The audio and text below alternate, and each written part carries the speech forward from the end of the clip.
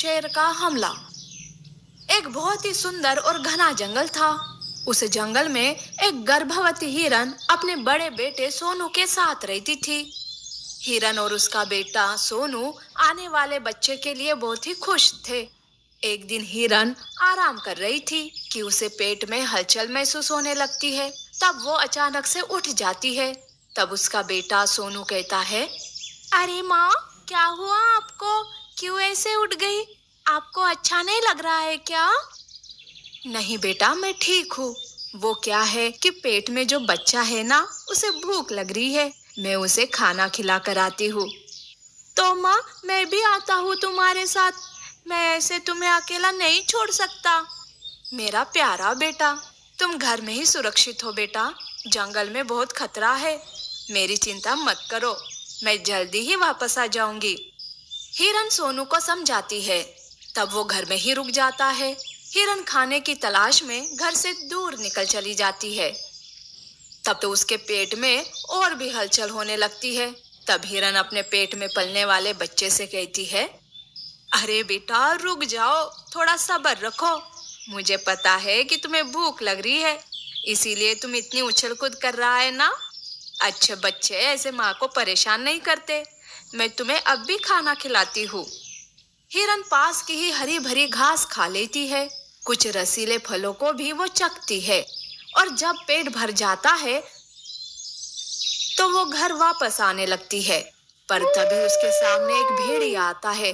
भेड़िए को देखते ही हिरन का कलेजा कांप जाता है। भेड़िया हिरन को मारने ही जाता है कि तभी हिरन डरते हुए कहती है, हे भेड़िए, रुक जाओ।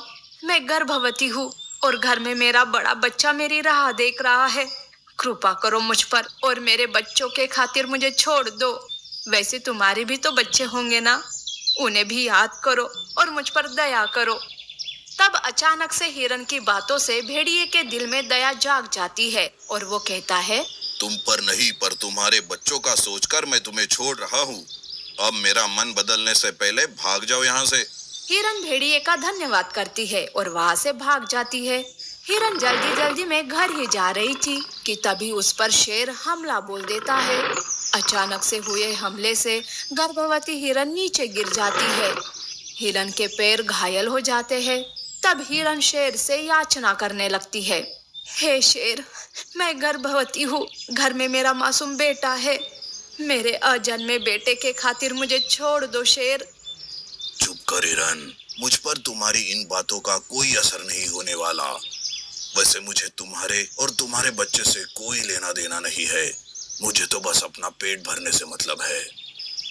तो फिर ठीक है, मुझे कम से कम मेरे बेटे से तो मिलकर आने दो।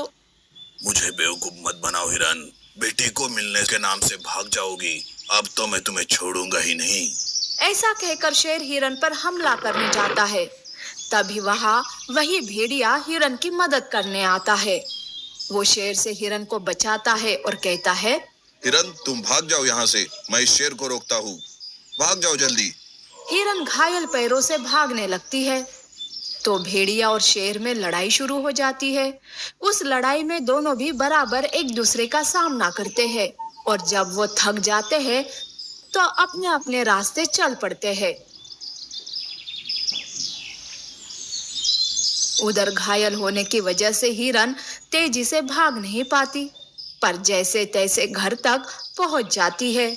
माँ की ऐसी हालत देखकर सोनू हिरन से कहता है, माँ, ये क्या हुआ आपको? माँ, आपको ये चोट कैसे लगी? तब हिरन सारी घटना बताती है। सोनू हिरन के पैरों के जख्म पर जड़ी बूटी लगाता है, उसे पानी पिलाता है। पर उसी वक्त कमजोरी की वजह से हिरन को प्रसव पीड़ा शुरू हो जाती है और वो एक बेटी को जन्म देती है। पर इस सब में हिरन और भी कमजोर होने लगती है। वो बेहोशी की हालत में चली जाती है। तब बेटा कहता है, माँ, माँ, आंखें खोलो माँ। देखो माँ, हमारे घर में नन्ही सी परी आई है माँ। तब हिरन बेहोशी के हालत में कहती है, बेटा, मेरे आंखों के सामने अंधेरा छा रहा है बेटा। मुझे नहीं लगता कि मैं अब बच पाऊंगी। बेटा, मुझसे वादा करो कि तुम अपनी बहन का अच्छे से ख्याल रखोगे। उसे जंगली जानवरों से बचा के रखोगे। माँ, मैं वादा करता हूँ, पर तुम पहले ठीक तो हो जाओ माँ। तुम्हें भी तो हमारे साथ ही रहना है ना।